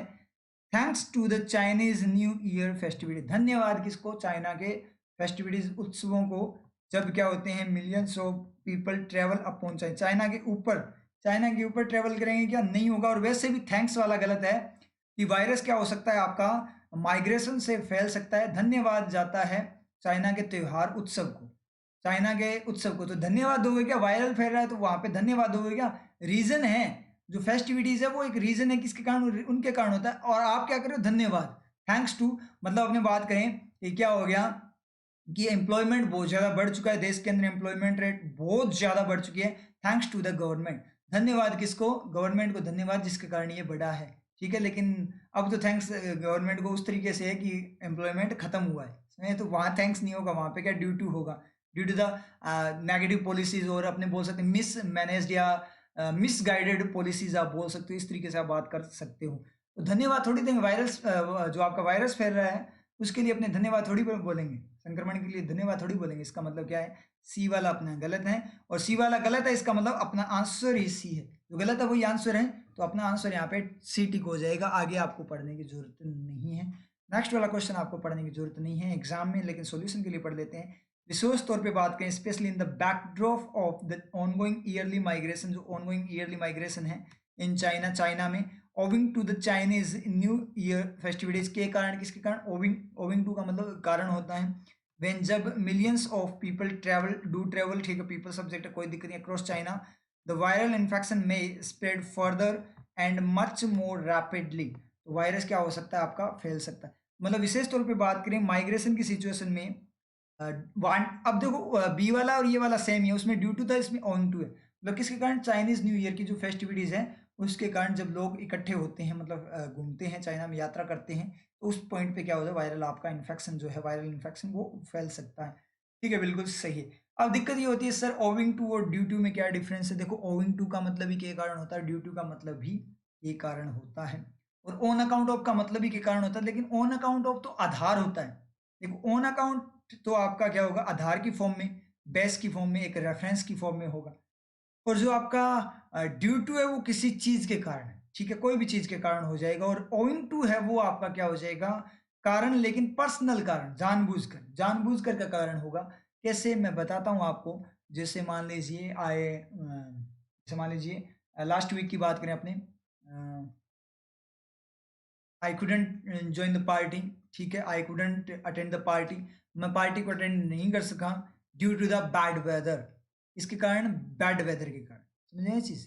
Due to the bad weather, मैं खराब मौसम के कारण क्या नहीं कर सका? पार्टी को अटेंड नहीं कर सका। तो मौसम खराब था, तो मैं नहीं, मैं तो चाहता था पार्टी अटेंड करना, लेकिन मैं खुद नहीं चाहता था कि पार्टी अटेंड करूं ना करूं, इस तरीके से नहीं है, मैं चाहता, लेकिन मौसम ने मुझे, किसी और ने रोक दिया, वो ड्यू टू हो जाएगा। ठीक है, आई, जैसे अपने बात करें, I couldn't attend the party last month because नहीं, sorry, owing to the fact that I was busy in a very important matter. मैं एक बहुत ज़्यादा इंपॉर्टेंट मैटर में क्या था, बिजी था, इसलिए मैं पार्टी को क्या नहीं कर पाया, उसके कारण मैं पार्टी को अटेंड नहीं कर पाया। तो यहाँ पे आप खुद से अटेंड नहीं करें, क्योंकि आप किसी मैटर में उलझे हुए हो, तो आप उस प्रायोरिटी आपने उस मैटर को ज़्यादा दी पार्टी से, इसलिए आपने जानबूझकर उसको क्या नहीं किया, आपके पर्सनल रीजन के कारण आपने क्या नहीं किया, उसको अटेंड नहीं किया। ओन का मतलब क्या होता है? ओन का मतलब इसी तरीके से ओन, ओन से रिलेटेड है, ओन का मतलब खुद का होता है। तो ये पर्सनल रीजन के अकॉर्डिंग आपका क्या करता है? वर्क करता है। दोनों में डिफरेंस पता लगा, ड्यू टू, ओइंग टू। अब ये चीजें, अब आपको ऐसे लगता है ना कि वीडियो की लेंथ क्या है, बहुत ज्यादा है, इसमें आपको लगता है वीडियो की लेंथ, तो देखो वीडियो की लेंथ इसलिए ज्यादा है क्योंकि ये चीजें मैं बताता हूँ आप लोगों को, समझना चाहिए, ये चीजें क्लियर करनी जरूरी है। तो इस वीडियो से आपको क्या मिला? एक तो आपको देखो, पहले भी आपको कुछ ना कुछ, मैंने पीछे भी एक चीज पता नहीं क्या एक्सप्लेन की थी, वो चीज फार्मिंग वाला बताया था आपको, एक तो जेरेंट वाला, वो यहाँ पे क्लियर हुआ था। ठीक है, रिफ्लेक्शन वाला बताया था, आफ्टर वाला, वो चीज आपकी क्लियर हुई थी कि हर चीज का रिफ्लेक्शन चेक करना जरूरी है, आपको मीनिंग की फॉर्म में, सेंस की फॉर्म में, और ओइंग टू और ड्यू टू का डिफरेंस भी आपको। तो आप नोट्स है ना अपने साथ में रखा करो, क्लास के साथ में नोट्स अपने साथ में रखा करो, जहां पे भी आपको मैं कुछ पॉइंट बताता हूँ न्यू, तो आप उसको नोट डाउन कर लिया करो, आपके नोट्स बन जाएंगे, इंपॉर्टेंट पॉइंट्स आपके क्या हो जाएंगे? कलेक्ट हो जाएंगे। तो ओविंग टू और ड्यू टू का डिफरेंस, तो आपको क्या लिखना है नोट्स में? स्टार मार्क करके due to versus owing to, तो उन दोनों का difference, on due to versus owing to versus on account of, इन तीनों को लिख लेना, और उनका जो मैंने बताया है वो चीजें आपने नोट करनी है। तो इस तरीके से नोट करते चला करो, साथ साथ आपके नोट्स भी बनेंगे, क्योंकि मैं आपको ओनली क्वेश्चन पेपर नहीं करवाता, साथ साथ आपको कंप्लीट इंग्लिश भी करवाता हूँ। चलते हैं नेक्स्ट क्वेश्चन पे, जल्दी से इसको सोल्व करो। ठीक है, स्टार्ट करते हैं, स्टार्ट होती है आपका time, start, start.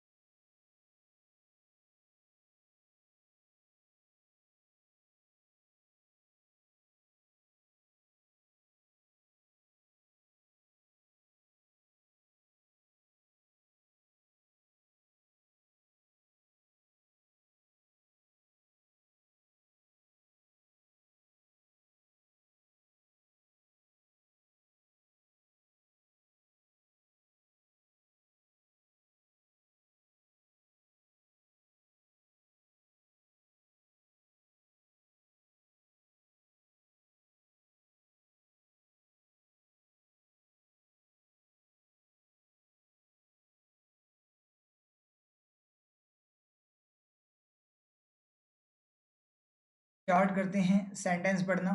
The most dramatic of finding, जो सबसे ज्यादा ड्रामेटिक मतलब प्रभावशाली जो फाइंडिंग है, खोज है, कुछ चीज का पता लगा है, रिजल्ट निष्कर्ष ऑफ किसका, of the Grenfell tower inquiries.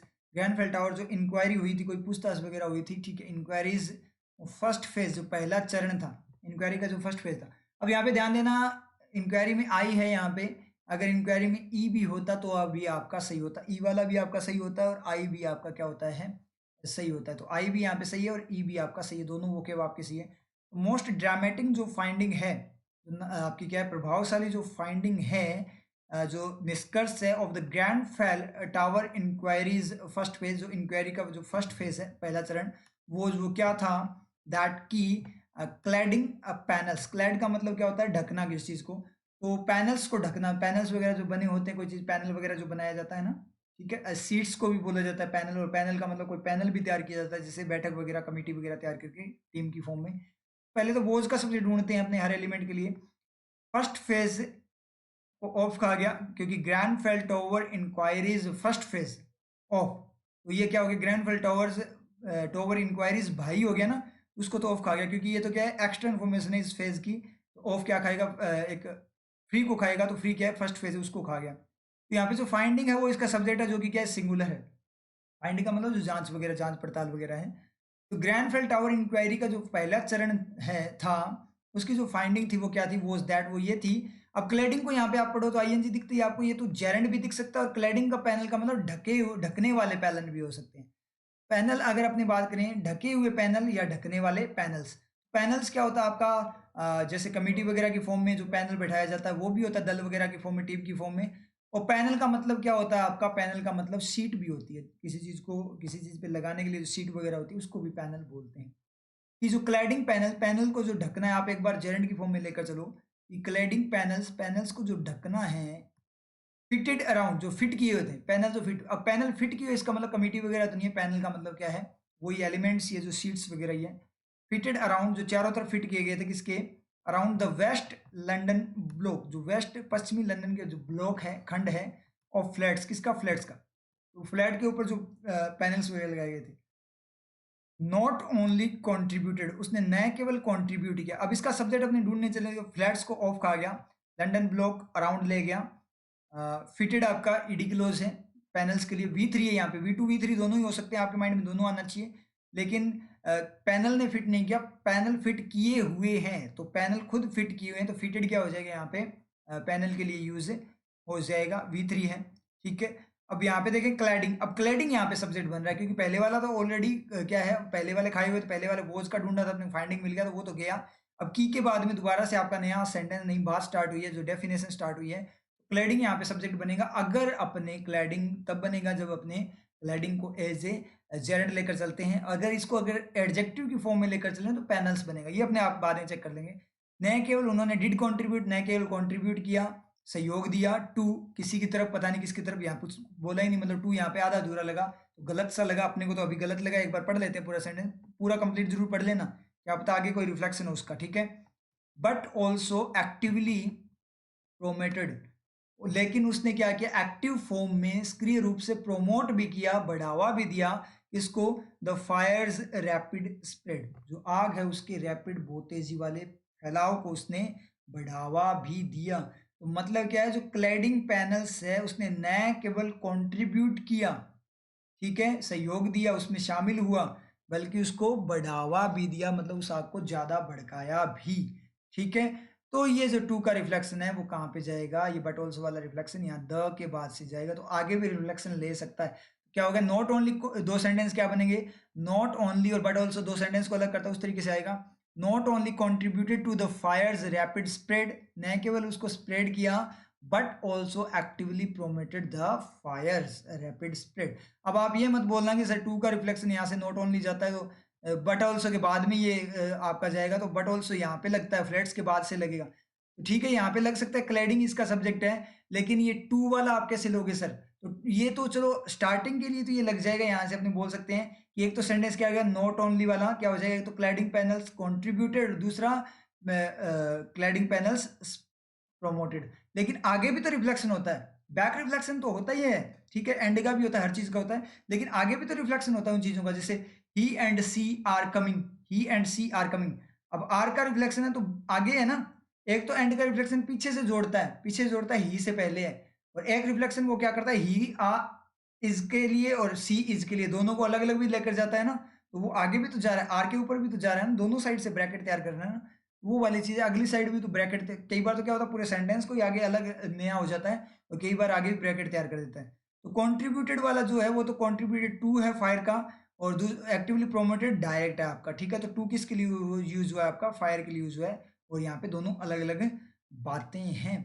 तो यहाँ पे मुझे बात बताओ, जो आग है उसको पैनल का जो ढका हो ढकना है, क्लैडिंग को अगर अपने जेरेंट की फॉर्म में लेकर चले, पैनल्स को ढकना आग बढ़ाएगा क्या, ढकने से आग बढ़ेगी, या जो क्लैडिंग मतलब वहां पे ढके हुए जो पैनल्स थे, क्लैड करने वाले ढकने वाले जो पैनल्स थे उनके कारण, तो क्या होगा, उन पैनल्स के कारण होगा। पैनल्स का मतलब जो मान लीजिए अपने बात करें कोई दीवार वगैरह है उसके ऊपर अपने पैनल, लकड़ी का पैनल लगाया, तो क्लैडिंग पैनल का मतलब क्या होगा, क्लैडिंग मतलब दीवार को क्लैड किया किससे, लकड़ी के पैनल से।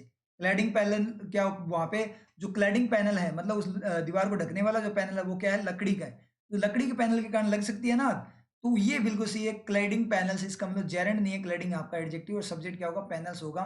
तो मतलब क्या निकला, जो लंदन ब्लॉक के फ्लैट्स थे उनके चारों तरफ जो पैनल्स क्या हुए थे, क्लैड की पैनल्स थे, वो क्लैड करने वाले जो पैनल से ढकने वाले, उन पैनल्स ने न केवल आग के जो फैलाव है उसमें कंट्रीब्यूट किया, बल्कि उसको भड़काया भी, मतलब बढ़ाया भी। ये आपका यहाँ पे हो जाएगा, बिल्कुल सही है, मुझे तो यहाँ पे कोई दिक्कत लगी नहीं। चलो चेक कर लेते हैं आगे। और इन एडिशन टू कंट्रीब्यूटिंग, ये सेंटेंस बहुत अच्छा है, बहुत शानदार क्वेश्चन आपका मेंस के लिए बहुत ज्यादा इंपॉर्टेंट है। In addition to contributing, contributing मतलब कंट्रीब्यूट करना, सहयोग करने के साथ क्या किया, द क्लैडिंग पैनल्स, जो क्लैडिंग पैनल्स है जो कि फिटेड अराउंड, जो फिट किए हुए थे around the west London block of flats के जो ब्लॉक थे उसके अराउंड जो फिट किए थे, ऑल्सो एक्टिवली प्रोमोटेड, मतलब कंट्रीब्यूटिंग के साथ क्लैडिंग पैनल्स ने क्या किया था, प्रोमोट भी किया था। तो यहाँ पे कंट्रीब्यूटिंग आपका क्या हो गया, अलग से चला गया, उसका जेरेंट की फॉर्म में अगर एक्शन की बात में क्लैडिंग का हो गया, मतलब क्लैडिंग जो थी वो आपका क्या, क्लैडिंग पैनल्स कंट्रीब्यूट करने के साथ उन्होंने क्या किया, क्या किया साथ में उन्होंने, उन्होंने प्रोमोट भी किया, बढ़ावा भी दिया, किसको बढ़ावा दिया, the fire's rapid spread, fire के रैपिड स्प्रेड को उन्होंने बढ़ावा भी दिया, फायर के रैपिड स्प्रेड को बढ़ावा दिया। दैट इज द मोस्ट, जो कि क्या था, क्या है, मोस्ट ड्रामेटिक फाइंडिंग है, जो कि क्या है, मोस्ट ड्रामेटिक फाइंडिंग है ऑफ ग्रैंडफेल, किसकी, Grenfell tower inquiries first phase, tower inquiry के फर्स्ट फेज की क्या है, वो फाइंडिंग भी है। तो ठीक है सर, यहाँ से एक चीज तो समझ में आई, रिफ्लेक्शन ये है कि सिर्फ फाइंडिंग यहाँ तो वोज था और यहाँ पे इज है, तो सर गलत हो जाए, क्योंकि क्योंकि क्योंकि उन्होंने आग को प्रोमोट किया था, आग को उन्होंने भड़काया था। पास्ट की बात है तो फाइंडिंग सर पास्ट में हुई थी, कोई दिक्कत नहीं। एक बात बताओ, आग को बढ़ावा दिया था, पास्ट में बढ़ावा दिया था, यहाँ पे भी कंफ्यूजन है, आप पिक्चर बनानी है माइंड में, हर जो पॉसिबिलिटी उसको चेक करना है कि आग को बढ़ावा दिया था, चलो आग को बढ़ावा दिया, ठीक है, दिया था, उसकी फाइंडिंग हो गई थी, तो उस टाइम पे रिजल्ट भी पता लग गया था कि आग के बढ़ावे से ये हुआ था, ये रिजल्ट आया था, ठीक है। अब आग, अब रिजल्ट अभी भी तो आ सकता है ना कि वो केस बहुत पुराना है कि आग कैसे लगी, उस चीज की सर्च चल रही है, रिसर्च वगैरह चल रही है, और अब जाकर अपने को पता लगा है कि आग कैसे लगी, तो फाइंडिंग अब आई है, और आग पहले लगी थी, तो ये भी तो हो सकता है, समझे, इसलिए अब सारे सेंटेंसेस पढ़ दो। एक बार आगे चलते हैं। बिसाइड्स के अलावा, किसके, कंट्रीब्यूटिंग, कंट्रीब्यूट करने के अलावा, मतलब कंट्रीब्यूट किया उसके अलावा, जो क्लैडिंग पैनल्स है जो कि चारों तरफ फिटेड थे वेस्ट लंदन, सेम मीनिंग जा रहा है, स्पीड में पढ़ दो से। ऑल्सो एक्टिवली प्रोमोटेड, उन्होंने प्रोमोट भी किया, बढ़ावा भी दिया, किसको, the fire's rapid spread, fire के रैपिड स्प्रेड को बढ़ावा भी दिया। That is the most dramatic finding of Grenfell tower inquiries first phase. इस तो यहाँ पे भी है, रिज यहाँ पे भी है, दोनों जगह इज है। तो अब आपका क्या होगा, ये अब अपने बात करें तो ऑल आर इनकरेक्ट हो सकता है, हाँ सर ऑल आर इनकरेक्ट तो हो सकता है, ऑल आर इनकरेक्ट हो सकता है, तो ए वाला तो गलत था ही नहीं, ए वाला तो ऑलरेडी सही था, इसका मतलब क्या निकला, ऑल आर इनकरेक्ट भी नहीं है, तो इनकरेक्ट तो एक ही होगा, इज यहाँ पे सही है। लेकिन अपने यार चलो बोल सकते हैं कि ऑल आर इनकरेक्ट सर सही है। चलो मुझे एक बात बताओ आप लोग, कि ऊपर वाले के अकॉर्डिंग तो चलो अपने फाइंडिंग पास्ट में हुई थी, और ये नीचे वाले उसके अकॉर्डिंग फाइंडिंग अब प्रेजेंट में हुई है, और वो आपकी फायर वगैरह पास्ट में लगी थी। पास्ट में जो काम हुआ था उसका पता अब लगा है, पास्ट की कोई चीज हुई उसका पता क्या हुआ है, अब जाकर लगा है। चलो ये चीज तो मेरे समझ में आई कि पास्ट वाली कोई चीज का पता अब जाकर लगा है, और उसमें पास्ट वाली चीज का पास्ट में पता लग गया। इसमें कोई गड़बड़ थोड़ी है सर, यहाँ पे मीनिंग चेंज हो रहा है, ए में और बी में मीनिंग चेंज हो। कई स्टूडेंट ऐसे कर देंगे कि बी सी वगैरह क्या कर रहे हैं, फाइंडिंग को प्रेजेंट में बता रहे हैं, तो ये सेम मीनिंग दे रहे हैं, ए वाला अलग दे रहा है तो ए वाले को टिक कर दो। ऐसे नहीं करना, ने बोला है कि कौन सा इनकरेक्ट है। ऊपर वाला अपने लेवल पे करेक्ट है और नीचे वाला अपने लेवल पे करेक्ट है, क्योंकि अगर ए को पढ़ोगे तो बी का मीनिंग, मतलब वैसे लेना है मीनिंग आपको कंपैरिजन के लिए, लेकिन ए का मीनिंग बी को इम्पैक्ट नहीं करेगा, क्योंकि कहीं पे उसने ये नहीं बोला कि सबका मीनिंग भी सेम होना चाहिए। उसने ये बोला कि इनकरेक्ट कौन सा है, करेक्ट कौन सा है, ये चीज उसने बोली थी। ठीक है, ये बात आप लोगों को क्लियर है। तो कुल मिलाकर अगर ऊपर हाईलाइटेड दिया होता कि इस सेंटेंस के अकॉर्डिंग बताओ, फिर तो चलो आपका जाता कि कौन से पास्ट की बात है या प्रेजेंट की। तो मैं सेंटेंस आपको एरर में क्या करना है, आपको सेंटेंस पढ़ना है कि क्या क्या हो सकता है। तो ये ऊपर वाला सही नहीं हो सकता क्या, पास्ट में कोई चीज हुई और पास्ट में उसका पता लग गया, ये सही नहीं हो सकता क्या, हो सकता है ना सही, इसका मतलब ये सही है। तो पास्ट के में कोई चीज हुई थी और पता प्रेजेंट में लगा है, तो ये सही नहीं हो सकता क्या, ये भी सही हो सकता है। तो दोनों के दोनों अपनी अपनी जगह सही है, तो इनकरेक्ट तो कोई भी नहीं है चीज। एक बार होता है ना, जैसे मैंने बोला I have received the letter, मैंने बोला I have received the letter, अब स्टूडेंट ने क्या बोला, sir I received the letter भी तो सही है, हाँ सही है, तो sir I have received the letter को गलत कर दूं, अरे गलत क्यों कर दो, एग्जामिनर ने ये थोड़ी बोला है कि आपने गलत करना, उसने बोला है कि आपको एरर फाइंड आउट करनी है, जो सेंटेंस आपके सामने है वो सही है या गलत है, ये नहीं करना। अब आप बोल रहे हो कि मेरे अकॉर्डिंग आई रिसीव्ड भी तो सही है, आई रिसीव्ड भी तो कर सकता हूं, तो उसने बोला हाँ आपके अकॉर्डिंग आई रिसीव्ड सही है, लेकिन मेरी बात सही है या गलत है, मैं क्या बोल रहा हूँ वो, तो वो बंदा प्रेजेंट के साथ इंपैक्ट दिखाकर बोल रहा हो, क्या पता उसने आई हैव बोला इसका प्रेजेंट के साथ, तो उसकी बात तो गलत नहीं है ना, उसकी बात गलत नहीं है, तो उसको आप ऐसे कैसे गलत कर सकते हो कि हाँ ये आप बोल रहे हो वो तो सही है, लेकिन मेरे अकॉर्डिंग भी तो, मतलब ऐसे भी तो हो सकता है। तो उसने बोला हाँ ऐसे तो हो सकता है, लेकिन मैं गलत हूँ क्या, तो आप फिर बोले उसको कि अरे आप तो सही हो लेकिन ये भी तो हो सकता है, तो वो बोलेगा भाई ये हो तो सकता है लेकिन मैं गलत हूं क्या, आपने बोला आप तो गलत नहीं हो, लेकिन मुझे ये दिक्कत हो रही है कि ये भी तो हो सकता है। तो उसने बोला चल भाई छोड़ यार, कौन तो तेरे साथ माथा मारे, तू बस भाई ये बता तू करना क्या चाहता है, बोलेगा मैं एरर करना चाहता हूँ। तो बोला क्यों करना चाहता है, क्यों करना चाहता हूँ, मैं इसलिए करना चाहता हूँ क्योंकि ऐसा भी तो हो सकता है। उसने बोला कि एरर तो तब करते हैं ना बेटा जब क्या हो कि जो वहां पे दी गई चीज है वो गलत हो, एरर तो तब करते हैं।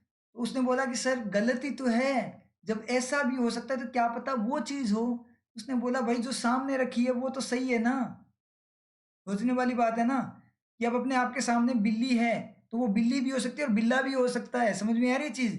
तो अब आप डायरेक्ट उसको दूर से देखकर बोलोगे ये बिल्ली है बिल्ला, तो मैंने बोल दिया बिल्ली है, चलो ठीक है, ठीक है, तो उसको बिल्ली बोलेंगे, बिल्ली बोलते अपने बिल्ला तो नहीं बोलते ना, मैंने बोला कैट है, ठीक है, तो बिल्ला नहीं है बिल्ली है, मैंने बिल्ली बोल दिया, तो आप क्या बोलोगे ये बिल्ला भी तो हो सकता है, अरे बिल्ला तो हो सकता है लेकिन प्रजाति तो बिल्ली की है ना, समझ में आ रही है ना बात। वो वाला केस, तो उसको एरर क्यों कर रहे हो आप, उसके अंदर प्रजाति तो सही जा रही है ना।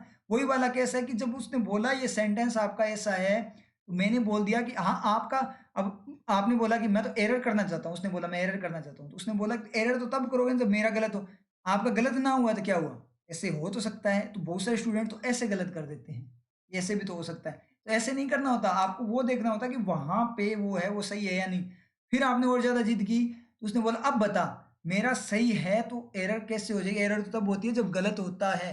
तो आपने फिर भी बोला मैं तो एरर करूंगा, क्यों करूंगा, क्यों करूंगा, क्योंकि ये दूसरा भी तो हो सकता है। तो उसने बोला चल तू एरर कर ले, तेरे अकॉर्डिंग तेरी जिद कर ले और मैं मेरी वाली कर लेता हूँ।